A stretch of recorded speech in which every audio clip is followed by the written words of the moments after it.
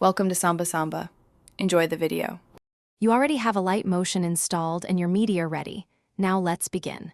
First, open the app and load the project you want to share via QR. Make sure the timeline has a clear thumbnail frame. This becomes the QR preview. Once done, go to Export and look for the Share or Project QR option. If you don't see it, check the three-dot menu. This step creates the project package that the QR code will point to, so don't skip it. Now you generate the QR and customize what it contains. Select the export type, project package, or cloud link because Alight treats QR links like shared packages. Then set privacy and expiration. Public links create easy access, while private links need a code or password, which you should note. Next, edit the thumbnail and title so recipients recognize the content. Once all options look correct, hit Create QR. Make sure the file finishes uploading. This ensures the QR resolves correctly.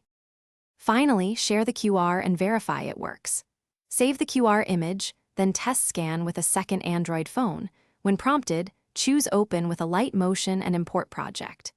If the recipient can't import, make sure they have compatible app version and storage permission enabled.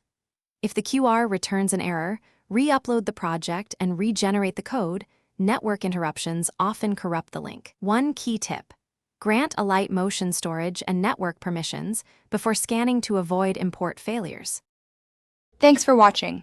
Consider subscribing if we helped you.